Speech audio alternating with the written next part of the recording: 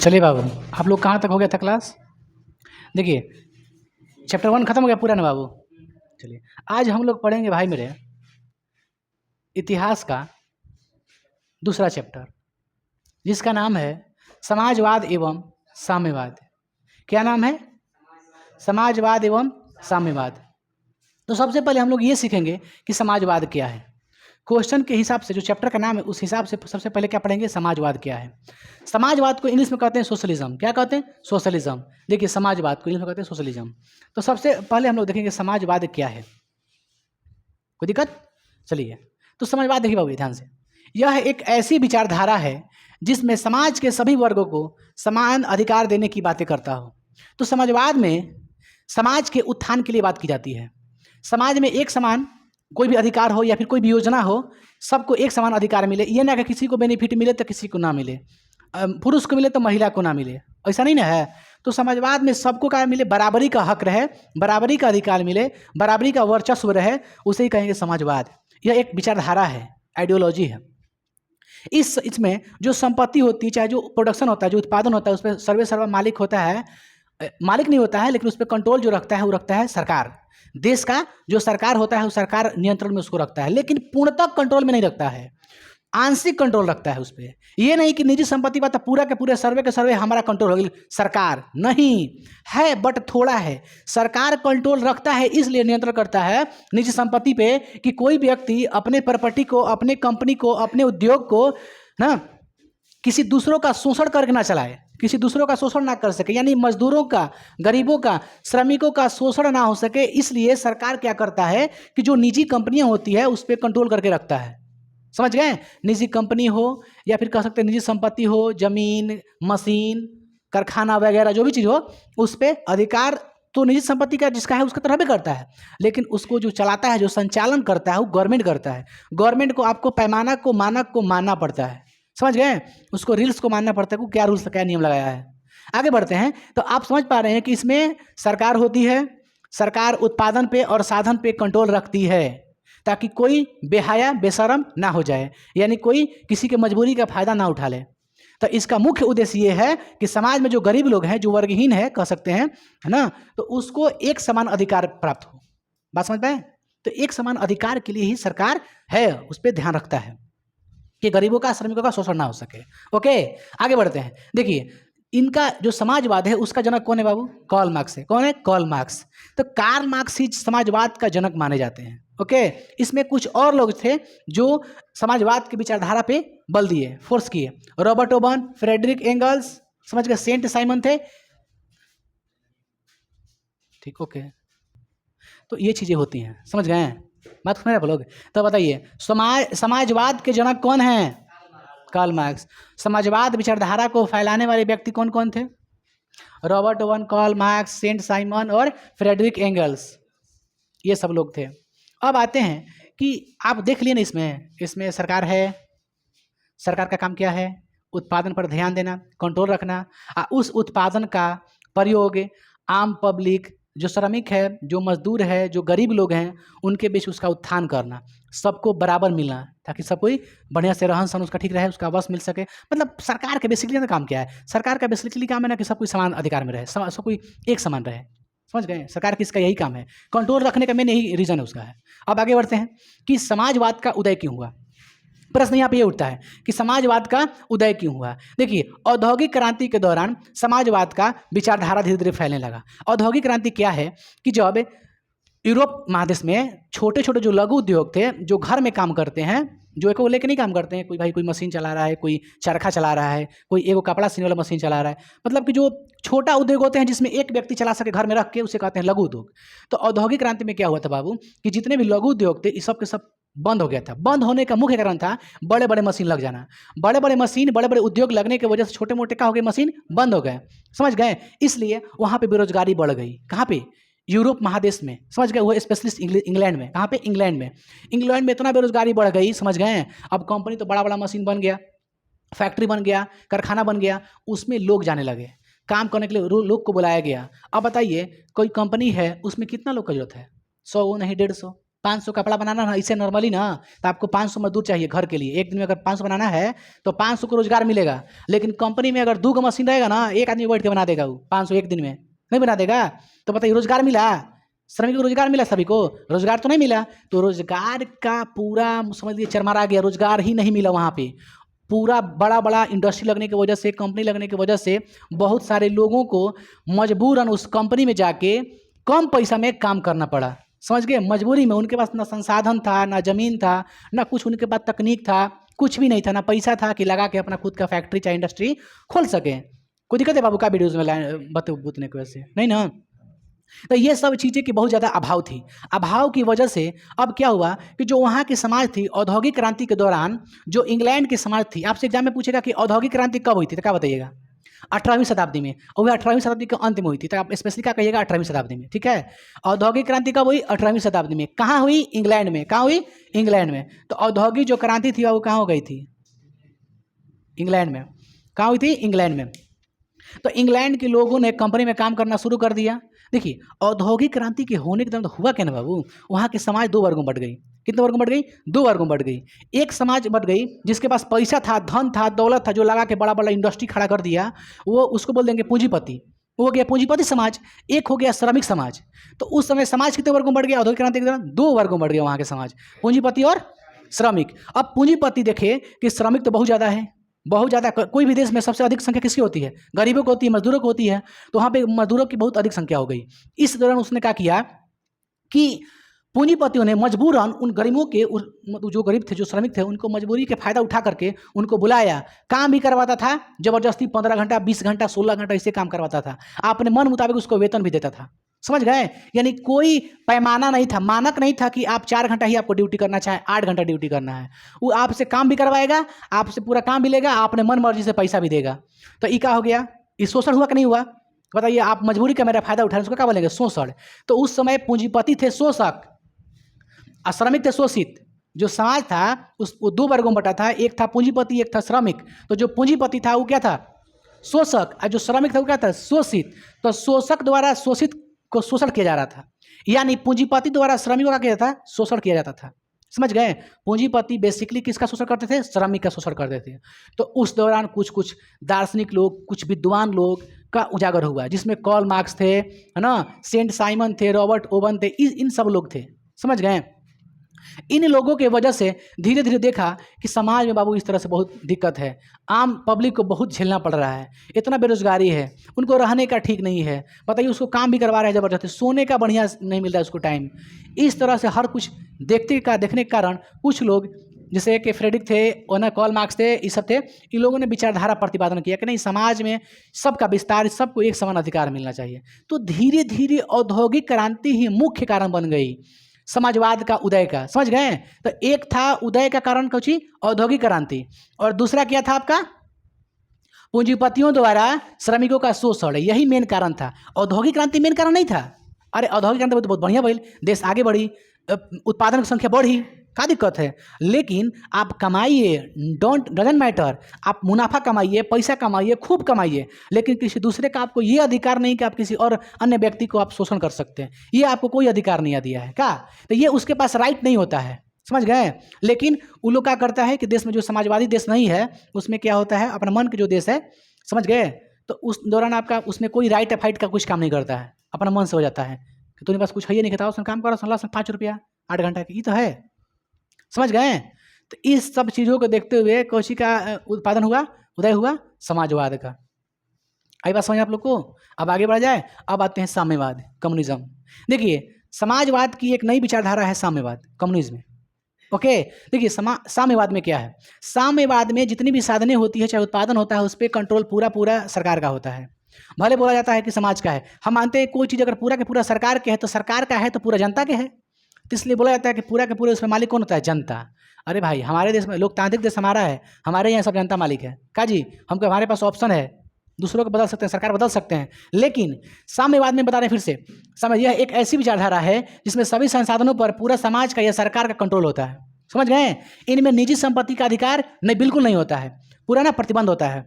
और जमीन कारखाना पर मशीन, जैसे मैं जमीन कारखाना मशीन, ये सब चीज़ों पर आपका निजी संपत्ति नहीं है। ये सब समझ गए? ये निजी व्यक्ति के हाथों में नहीं रहता, बल्कि सरकार के अकाउंट। भले आप खोल दीजिए, कंपनी बनाइए, सब कुछ कीजिए, लेकिन उस पर आपका अधिकार पूरा नहीं रहता है। इस पर सरकार चाहे तो कुछ भी कर सकता है इसको। बात समझ में आप लोग को? तो साम्यवाद में क्या है कि टोटली की टोटली किसका है? सरकार का है। समझ गए? सरकार के होने की वजह से लोग के बीच में प्रतिस्पर्धा नहीं है। प्रतिस्पर्धा मतलब कंपटीशन नहीं है कि हम भी कंपनी खोले, हम भी कंपनी खोले, ये कंपनी खोले, वो कंपनी खोले। समझ गए?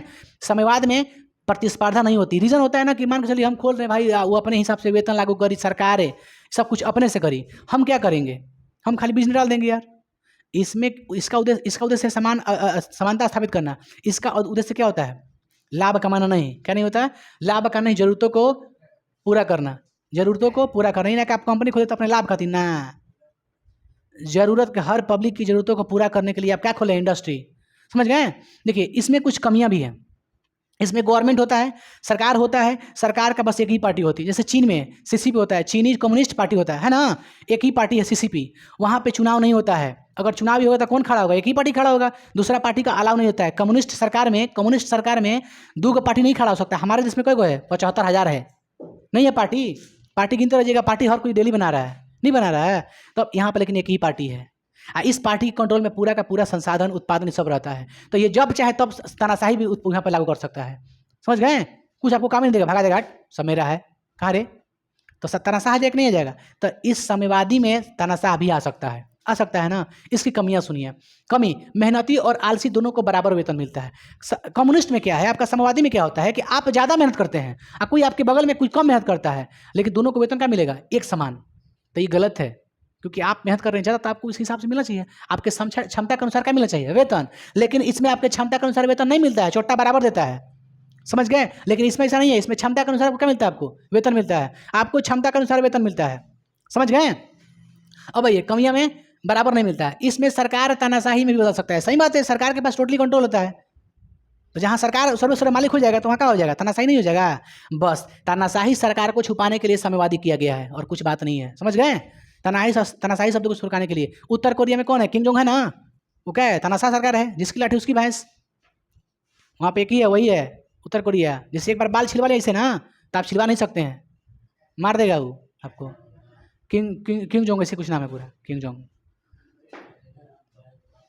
मोटा मोटा है, देखिए गोरे गोरे होगा। एक बार जिससे बाल काट दो, स्टाइल हो गया उसका, कोई नहीं नकल नहीं कर सकता है। आगे बढ़ें।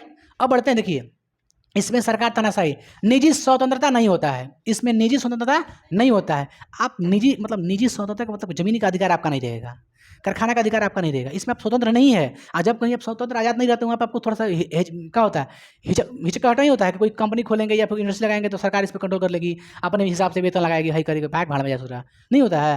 तब तो इस पर निजी स्वतंत्रता की आज़ादी नहीं होती है। लेकिन इसमें निजी स्वतंत्रता की आज़ादी होती है, जाए पूरा ना, कुछ सरकार के कंट्रोल वाला, लेकिन रहती है। अब आगे बढ़ते हैं। ये खत्म हो गया, समझ आप लोग आगे ना? दोनों में अंतर समझ में आया आप लोग को? अब आते हैं पूंजीवाद में। इसमें उत्पादन के सभी साधनों पर निजी व्यक्ति का अधिकार होता है। क्या समझे? जितना उत्पादन होता है, जितना साधन है, इस पर किसका अधिकार होता है? निजी मतलब स्वामित्व, किसी एक व्यक्ति का अधिकार होता है उस पर, चाहे जो भी जिसका सामान हो उसी का अधिकार है। तो निजी यानी प्राइवेट चीज़ें होती है। इसमें क्या होती है? सभी की सभी प्राइवेट होती है। सरकारी गवर्नमेंट वाला कुछ नहीं। गवर्नमेंट का थोड़ी सी रूल होता है, 1% कह सकते हैं। अमेरिका पूंजीवादी देश है, समझ गए? इसका उद्देश्य लाभ कमाना है। क्या कमाना है? लाभ कमाना है। सभी लोग उद्योग लगाओ, सभी लाभ कमाओ। समझ गए? लेकिन पूंजीवाद में क्या होता है कि आपको गवर्नमेंट जो होती है ना, बहुत ज़्यादा लोन देती है। अगर किसी के पास नहीं है तो जगह जमीन दे दी कि तू ले बिजनेस कर। यही सब देश आगे है, पूंजीवादी देश है। इसमें हर व्यक्ति को व्यापार करने, धन कमाने, संपत्ति रखने को आज़ादी है। आप अपना संपत्ति रख सकते हैं, यहाँ पे संपत्ति नहीं रख सकते हैं। बैंक में जमा कीजिए, उस पर ध्यान कौन रखेगा? सरकार। समझ गए? आगे बढ़ते हैं। इसमें कीमत सरकार तय नहीं करती है। पूंजीवाद में तय सरकार नहीं करती है, मांग के हिसाब से होता है तय कि कौन उत्पादन के ज़्यादा डिमांड है बाजार के तहत। तो जिसका ज़्यादा डिमांड होता है उस पर तय करता है, जिसका कंपनी है जो प्रोडक्शन, जैसे कोई बिस्किट बना रहा है, चाहे कोई, जैसे मान के चलिए कोई भी पार्ले जी बिस्किट बना रहा है, पार्ले जी कोई कंपनी है, ठीक है? तो वो बाजार देखेगा, बाजार की डिमांड क्या, उस हिसाब से अपने हिसाब से तय करेगा उसका प्राइस टैग। अपने से प्राइस टैग जो करेगा ना, अपने हिसाब से करेगा। सरकार उसमें हस्तक्षेप नहीं करती है। समझ गए? तो इसमें जो होता है, जिसके पास पैसा है वो लगा सकता है, बड़ा बड़ा कंपनी भी खोल सकता है। लेकिन इसमें कारण भी हो जाता है कि इसमें जो गरीब लोग हैं, कभी कभी व्यक्ति जो होते हैं, समझते नहीं गरीब है, इसमें भी गरीब का शोषण होने लगता है। इसमें गरीबों का शोषण हो सकता है पूंजीवाद में। समझ गए? तो आप तीनों में कुछ अंतर मिला पाए, क्या बता रहे हैं इसमें? इसमें सरकार का भी होता है, आदमी के, व्यक्ति की भी आज़ादी होती है। इसमें पूरा का पूरा सरकार होता है। इसमें क्या होता है? सरकार का कुछ रोल नहीं होता है। इसमें किसका रोल होता है? निजी व्यक्ति का ही सब होता है। समझ गए? इसमें स्कूल इस सब का बा, प्राइवेट बा, तो इसलिए थोड़ा सा गरीब जो व्यक्ति होता है उसको थोड़ा सा दिक्कत हो जाती है, पढ़ाई लिखाई एजुकेशन नहीं मिल पाता है पैसा की वजह से, क्योंकि पैसा लगेगा भाई प्राइवेट में। समझ गए? इसलिए ये सब दिक्कत हो जाती है। अब बताइए कि समाजवाद अच्छा कि साम्यवाद अच्छा? आपके हिसाब से कौन अच्छा है? समाजवाद अच्छा है। क्यों? क्योंकि इसमें निजी संपत्ति रखने का कुछ कुछ अधिकार, अनुमति है। क्या जी? अनुमति है। और क्या अधिकार है? आप स्वतंत्र हैं। क्या जी? इसमें ये सब बंद है। ये तानाशाह भी सरकार हो सकता है। जो कम्युनिस्ट सरकार होती है वहाँ एक ही पार्टी होती है। जहाँ साम्यवादी चलता है वहाँ क्या होता है? एक ही होता है। चीन, वियतनाम, ये सब है साम्यवादी सरकार है। समझ गए? इसका उद्देश्य क्या है? समानता स्थापित करना, किसी का धन कमाना नहीं। धन कमाओ, नॉट प्रॉब्लम, बट समाज को देखते हुए इन्हें का श्रमिक के शोषण करो नहीं। आप यहाँ पे टाइम मैनेजमेंट है, टाइम है कि अगर कोई काम कर रहा है बालक तो 8 घंटा काम करेगा। समझ गए? इसमें भी टाइम है कि कोई बालक कितना घंटा काम कर सकता है। इसमें भी टाइम है, गवर्नमेंट तय नहीं करती है, बट है कि कोई काम कितने, इसमें क्षमता के अनुसार वेतन होगा। हम जान रहे हैं इसमें क्षमता के अनुसार होगा। क्या समझे? इसमें भी क्या है? क्षमता के अनुसार। इसमें कुछ हुआ रहती है कि पैसे सबको वही मिली, बुझाइल? तो थोड़ा थोड़ा ये लूज पड़ जाता है। ये जो है ना लूज पड़ जाता है, कम्युनिस्ट जो होती है लूज पड़ जाती है। आपको इसमें कुछ समझ में आई? तो अब थोड़ा संक्षेप में देखेंगे सरकार की भूमिका तीनों में, समाजवाद, साम्यवाद, पूंजीवाद, तीनों में देखेंगे समाज की क्या, सॉरी सरकार की भूमिका संक्षेप में समझेंगे। संक्षेप में लिख के आप लोग को समझा देते हैं, ठीक है? इसमें कहीं आप लोग को दिक्कत है बताइए। चलिए तो इसको मिटा देते हैं। देखिए गधा लगा मुंह करता है क्या रे बौरा। सुनिए तो बाबू रे, आप लोग को हम सेकंड चैप्टर का समाजवाद, साम्यवाद और पूंजीवाद तीनों बता दिए थे, बताए थे ना? बताइए उसमें बताए थे ये भी कि उसमें सरकार की क्या अहम भूमिका है, बताए थे ना भूमिका? बोले थे कि संक्षेप में बताएंगे आप लोग को भूमिका। सरकार की भूमिका क्या है? समाजवाद, साम्यवाद और पूंजीवाद, यानी सोशलिज्म, कम्युनिज्म और कैपिटलिज्म, ये तीनों चीज़ में क्या है भूमिका, क्या है इनकी भूमिका, गवर्नमेंट की क्या रोल है इसमें। देखिए बाबू, हम एक तरह से विचारधारा लिख दिए हैं। सरकार का नियंत्रण, निजी संपत्ति और उद्देश्य, तीन गो देखिए कॉलम बनाए हैं, 1 2 3 4 गो है ना कॉलम। पहले का लिखे हैं विचारधारा। तो पहला विचारधारा क्या था? समाजवाद। ठीक है? समाजवाद में क्या है बाबू? जो सरकार का जो कंट्रोल रहता है मध्यम रहता है। कैसा रहता है? मध्यम रहता है, यानी कुछ क्षेत्रों में रहता है इसका योगदान, पूरी तरह से कंट्रोल करके नहीं रखता है। समझ गए ना? यानी कुछ क्षेत्रों पर नियंत्रण क्यों रखता है? क्योंकि ताकि कोई श्रमिक का कोई शोषण ना कर सके। ठीक है, आगे बढ़ते हैं। निजी संपत्ति, निजी संपत्ति का मतलब जैसे जमीन मेरा होगा, है ना, जो भी है, जैसे कोई बैंक चाहे कोई, जैसे मान लो अपना कोई कंपनी खोल दी है तो किसका होगा? अपना होगा। तो निजी संपत्ति पे ये भी जो है ना, जैसे आप लोग कुछ बड़ा बड़ा कोई कारखाना कोई खोल दिया तो कहेगा कि मेरा है, इससे तो पूर्ण रूप से उस पर कंट्रोल नहीं रख सकता है। जैसे मालिक, जैसे मान लीजिए आप खोल दिए कोई कंपनी, ठीक है, तो आपके हिसाब से आप खोलें, आप पैसा निवेश किए हैं तो आपका होगा कंपनी, लेकिन उसके जो उसका रूल होगा, जो उसका मानक होगा, कौन तय करेगा? गवर्नमेंट तय करेगा। समझ गई? जो उसका वेतन होगा कौन तय करेगा? गवर्नमेंट तय करता है। तो कुछ कुछ मतलब चीज़ पे कंट्रोल रखता है गवर्नमेंट। तो सीमित रूप से आप निजी संपत्ति रख सकते हैं, लेकिन कंट्रोल भा सीमित, अभी ना क्या टोटल हमरे हो जी, ऐसा ना होगा। उद्देश्य क्या है? समाजवाद का उद्देश्य क्या है? समानता और न्याय स्थापित करना। समाजवाद में समझ गए? देखिए तीनों में कुछ ना कुछ सरकार का रोल है, भले थोड़ा बहुत है। सेकंड आइए कम्युनिज्म, साम्यवाद। साम्यवाद में जो सरकार का कंट्रोल होता है पूर्ण होता है, यानी पूरा पूरा होता है कंट्रोल। इस पर पूरा पूरा किसका कंट्रोल होता है? सरकार का। जैसे चीन कैसा देश है? कम्युनिस्ट है, साम्यवादी देश है। समझ गए? इसलिए उस पर किसका कंट्रोल रहता है? सरकार का रहता है। बस उसमें निजी संपत्ति का अधिकार है नहीं, साफा उसमें आपका कोई भी खोलिए सब किसका होगा? गवर्नमेंट का होगा। समझ गए ना आप लोग? अच्छा, इसका उद्देश्य क्या है? पूरी तरह से समानता, ना अमीर ना गरीब उसमें कोई नहीं हो सकता। देखिए इसमें अमीर गरीब हो सकते हैं। हम लोग का देश कैसा है? समाजवादी देश है। समाजवाद शब्द कब जोड़ा गया था भारतीय संविधान में, प्रस्तावना में? 1976 में ना, 42वें संविधान संशोधन के तहत। इसमें पूरी तरह क्या होती है, समानता। पूंजीवाद में क्या होता है, सरकार का कंट्रोल बहुत कम, खाली टुकुर टुकुर क्या करता है, देखता है। समझ गए। निजी संपत्ति में क्या है, पूरी तरह लागू। आप पूरी तरह से आप अपना पैसा लगाइए, निवेश कीजिए, कंपनी खोलिए और खूब से खूब मुनाफा कमाइए, लाभ कमाइए। इसका उद्देश्य क्या है, लाभ कमाना। यही हो गया आपका संक्षेप में। समझ गए। चलिए आप लोग का वीडियो खत्म हो गया, टोटल बता देते हैं। आगे बताएंगे आप लोग को यूटोपियन समाजवादी। समझ गए, क्या बताएंगे, यूटोपियन समाजवादी। चलिए खत्म हो गया, अगला वीडियो कल बताएंगे।